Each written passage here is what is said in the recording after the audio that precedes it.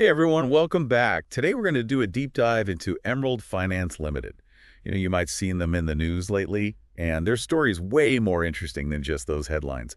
We've got their financial reports, company history, investor presentations, the whole 9 yards here. So Yeah, and we're going to dig into all of it. we are going to get into all of it. There Oh, could be yeah. some surprises in store too, especially when we get to their business model. Yeah, their business model is fascinating. It's really innovative. So let's start at the beginning with their history. Uh, what often gets overlooked is how a company's past can shape its present. And that's definitely true with Emerald Finance Ltd. Right, so Emerald Finance Limited actually started way back in 1983. Wow, that's a long time ago. It is. It was originally called Emerald Leasing Finance and Investment Company Limited. Okay, and what were they doing back then? Well, here's the kicker. They weren't even directly lending money back then. Really? So what were they doing? They were acting as a direct selling agent for banks and other financial institutions. So they were kind of like a middleman. Exactly. They were a bridge between those who needed loans and those who provided them. That's interesting. So they spent years understanding the market and building those relationships before jumping into lending themselves. Right. And that experience is probably a big reason for their success today. That makes a lot of sense. Yeah. So when did they actually make that leap into lending? The turning point seems to be 2018 when they got their NBFC license. NBFC. Now, Yeah. for those who don't know, what is that? It stands for non-banking financial company, Yeah. which basically lets them do a lot of the things traditional banks do, but with more flexibility. Got it. So then fast forward to 2023, and boom, they rebranded as Emerald Finance Limited. Dropping the leasing. Exactly. They dropped the leasing, signaling a real shift in focus. And they were ready to become a big player in the lending space. Exactly. And their focus is on retail and MSME loans. Yeah, they're not just lending to anyone. They're targeting individual borrowers and those micro, small, and medium enterprises that really drive so much economic activity, especially in India. All right. And geographically, they're really focused on some of the most populous and economically vibrant states in North India. Yeah, think Chandigarh, Punjab, Haryana, Delhi, Uttar Pradesh. Okay, so they're really going after areas with a lot of growth potential. Exactly. Now, there's another piece of this puzzle here. This subsidiary, Eclat Advisors Private Limited. Oh, yeah, we can't forget about Eclat. What's the deal with that? So this subsidiary is actually a huge part of Emerald's success. Okay. It acts as a loan origination platform for over 40 financial institutions. Wow, that's a lot. And get this, it brings in 52% of Emerald's total revenue. 52%. So over half of their revenue is coming from this subsidiary. Yeah, it's huge. So they're not just lending directly, they're helping other institutions lend too. Right, it's a very partner-heavy approach. That's a pretty unique approach. Right. I'm curious about the bigger picture here. Is this common in India's financial services sector? It's definitely an interesting strategy. And to understand it, we need to zoom out and look at the broader landscape. Okay, let's do it. India's financial services sector is booming. We hear that a lot, but what's really driving that? Well, a major driver is the rise of these MBFCs like Emerald. Okay, I've heard about MBFCs, but I'm not sure I totally get it. Why are they so important? How do they fit into the whole financial picture?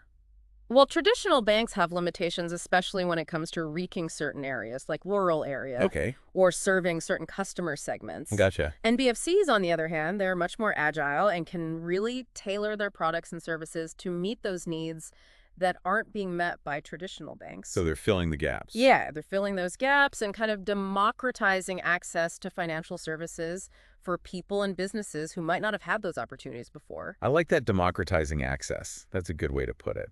And it sounds like this trend is only going to grow.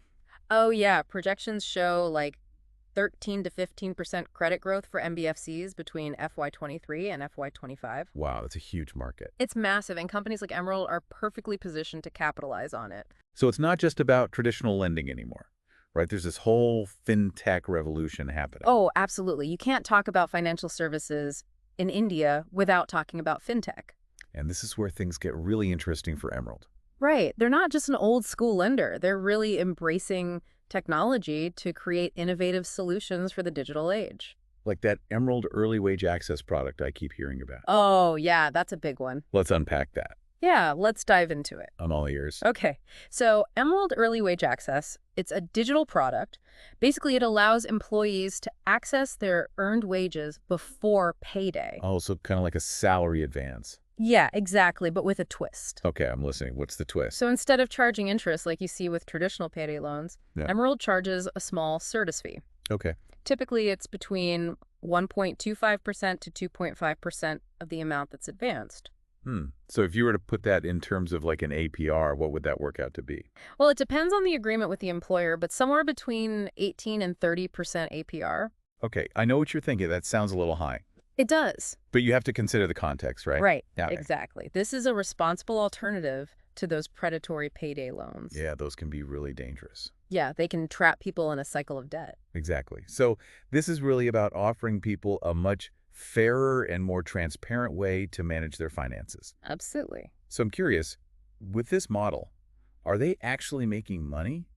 How is Emerald's overall performance? Well, let's take a look at their Q3 FY25 results. Okay. They're pretty impressive, Well, actually. lay it on me. Sales are up 67.2% year over year. Wow. Operating profit has doubled, That's huge. and net profit has skyrocketed by an incredible 108.4%. Wow, those are some serious gains. Yeah, they're doing well. What's driving all this success? Is it all thanks to this early wage access product? It's definitely a contributing factor for sure, but what I think is even more striking is the jump in their operating profit margin. Okay. It went from 59.06% in December 2023 to a whopping 70.98% just a year later. Wow, so they're not just growing revenue, they're also getting much more efficient at managing their expenses. Exactly. They're making more money and spending less. That's a great combination. It is a winning formula. Now, remember that statistic we saw in their investor presentation? Oh, yeah?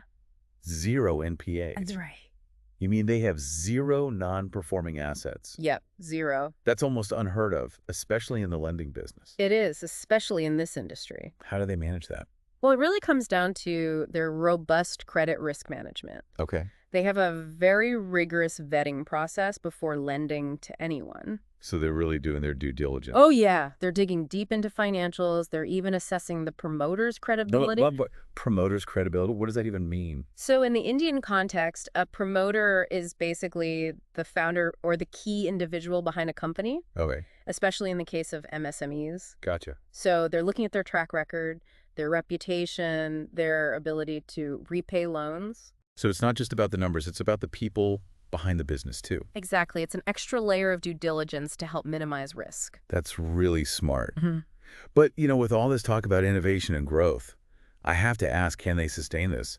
The Indian financial services market is incredibly competitive. Oh, it's a jungle out there. It really is. Yeah. You've got those traditional banks with deep pockets. Right. You've got a wave of fintech startups. Yeah. And then you've got this ever-changing regulatory landscape. It's a very dynamic space, to say the least.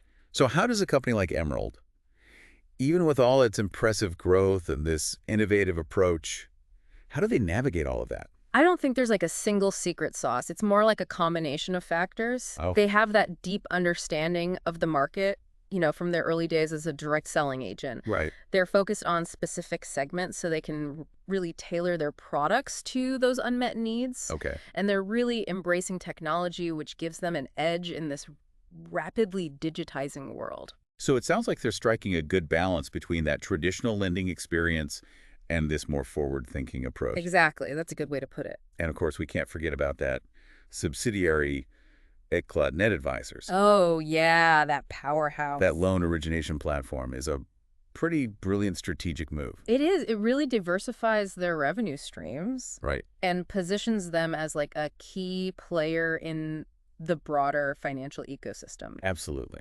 But let's be real for a second. The Indian economy is a bit of a mixed bag right now. Yeah. You've got all this growth potential, but there are also some challenges. Right. So how might those broader economic factors impact a company like Emerald? It's a crucial point. We can't ignore the macroeconomic environment. Right. Things like inflation, interest rates, government policies. That's tough. Yeah. All of that can significantly affect businesses, especially in the financial sector. So I guess on the one hand, a growing economy could create even more demand for Emerald services. Exactly. As businesses expand, as people's incomes rise, they're going to need access to credit. Right. And other financial products, which would benefit Emerald. But on the other hand, you've got rising inflation and interest rates. Yeah. That could make borrowing more expensive and maybe put a damper on spending. Absolutely. And that could potentially slow down Emerald's growth. For sure. But here's the thing. What's that? They're not just sitting back and waiting to see what happens. No. Their investor presentation highlighted several initiatives that show they're really committed to adapting and innovating. Right? So give us the details. What are they doing? Well, they're planning to expand their digital product portfolio. Okay. They're adopting emerging technologies. They're even launching a mobile app. Oh, wow. So they're really staying ahead of the curve. Yeah, they're not resting on their laurels. That's good to hear. But what I'm really curious about are those global expansion plans. Yeah, that's a bold move. It is. It really shows their ambition. It does. Do you think they can pull it off? Well, that's the billion rupee question, isn't it? It is. Global expansion comes with a whole new set of challenges. Right. You have to navigate different regulatory environments, understand diverse customer needs. It's a lot to juggle. It is. It'll be interesting to see how they approach it. For sure. But remember, Emerald has this knack for identifying and capitalizing on underserved markets. That's true. They might just find their niche on the global stage as well. I guess we'll have to wait and see. Sure. But for now, I think we've given our listeners a pretty solid understanding of Emerald Finance Ltd. Yeah, I think so. They're a company on the move, They are. and their story is far from over. So we've gone through a lot of information about Emerald Finance Ltd.